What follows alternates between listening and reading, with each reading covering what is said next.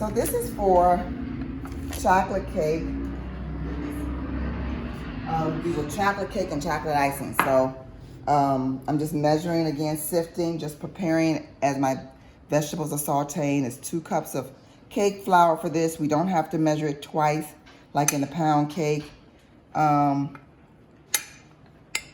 it's 2 cups of cake flour, and then I'm going to have baking soda and salt. 2 cups of cake flour, teaspoon of baking soda. Again, be very careful with your leavening. If I can get it. There we go.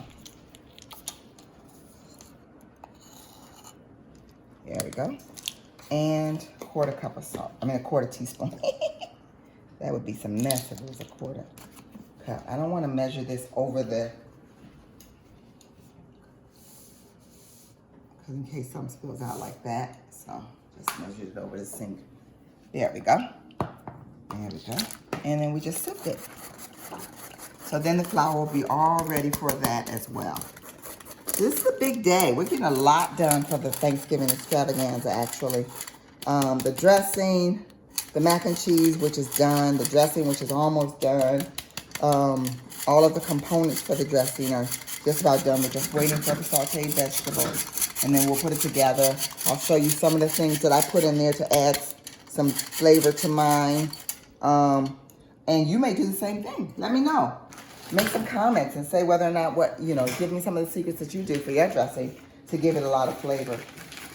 You'll see what I do with mine once we get there. So we'll see you soon. So I'm going to start making the layers of chocolate cake. I made all the layers of chocolate cake for our Thanksgiving extravaganza last week or the week before. I'm losing track now, but I was asked to make a chocolate cake for someone at our job because we're doing a celebration for her. So I'm going to make those layers today. It's just going to be a 2-layer chocolate on chocolate cake. So one of the things I do, I use the Baker's German sweet chocolate cake recipe. And instead of water to melt the chocolate, because they say to put one of these packages into a bowl and then put water in there and microwave for 2 minutes. But instead of using water, I use coffee, like a really nice strong coffee. I use a Starbucks brand coffee to put in here, and then I will still microwave it to melt it. But chocolate and coffee go really well together. They like each other. So in order to bring out the depth of flavor of the chocolate, I'm using coffee. So I'm going to make, okay. So I'm gonna brew really quickly a cup of coffee. I'm gonna pour it in here onto the chocolate. And then I'm going to put it in the microwave for about a minute because with the coffee being hot, it won't need the exact 2 minutes. And then I'm going to continue on with the cake. I'll see you in a minute. All right, so the chocolate has melted with the coffee in the microwave, and I'm going to stir that in a minute to make sure that it's nice and smooth. But I wanted to get this butter and sugar to start creaming because I let that go for a few minutes. So it's 2 sticks of butter, which is a 1/2 pound of butter. Oops. And then 2 cups of sugar, granulated sugar. So I'm going to get that in there. 2 cups. This is a 4-cup measuring cup. So about halfway, yep. That's good. Again, I like to measure again. Yep, perfect. Oops, sorry, Erin. Go ahead. See, 2 cups. And I like to get my butter started first, a little bit. And then I'll put my sugar in there. Just a personal thing. So, butter should be softened or at least at room temperature. And then I'm going to pour the sugar in.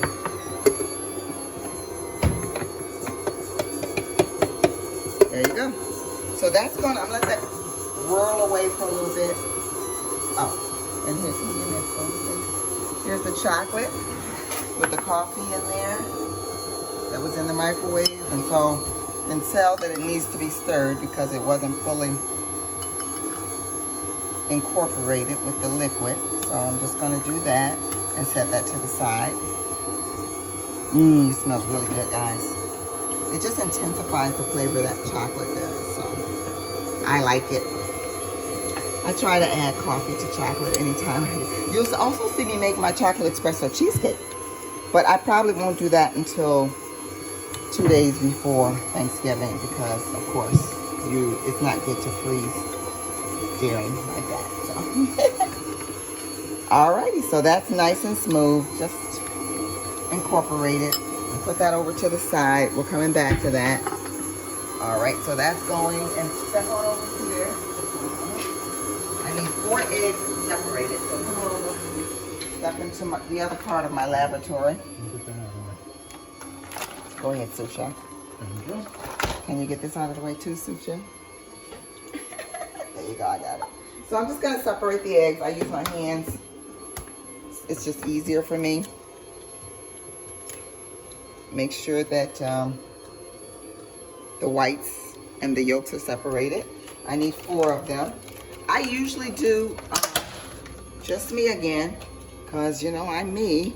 I usually do 5 whites because, as you will see, I'm going to beat the whites into stiff peaks and then incorporate that into the batter.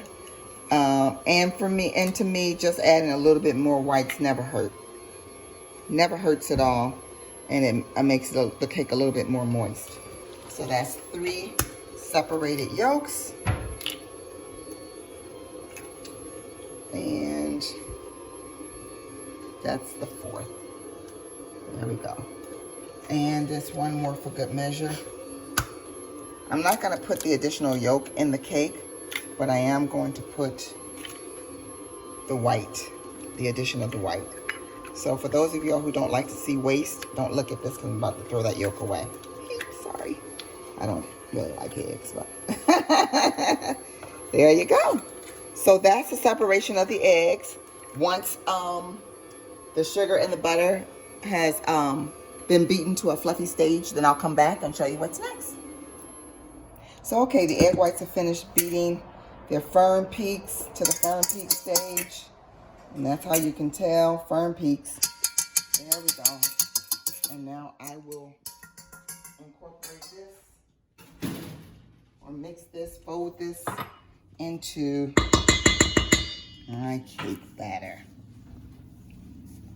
Okay? A lot of times when I'm looking at recipes or trying to find a good recipe or a good cake recipe for what I'm doing, I look for recipes that, number 1, use buttermilk, because that a lot of times creates a moist crumb. And I also look for recipes where you have to fold in egg whites, because that creates a moist crumb as well. So usually when you fold in, you do this, but you know, please forgive me if I'm not folding in correctly. The cake is good, y'all. So so we'll go ahead and put this all, the rest of the egg white mixture in. Finish folding it into the batter. And then as soon as my sous chef is finished buttering and flouring the pans for me, I will go ahead and put these in the pans and then bake them off. Next time you see these babies, they'll be baked. Alrighty. It's been fun hanging with y'all today. We're just about done for the day though. It's been a long day, but we got a lot done. We'll recap later.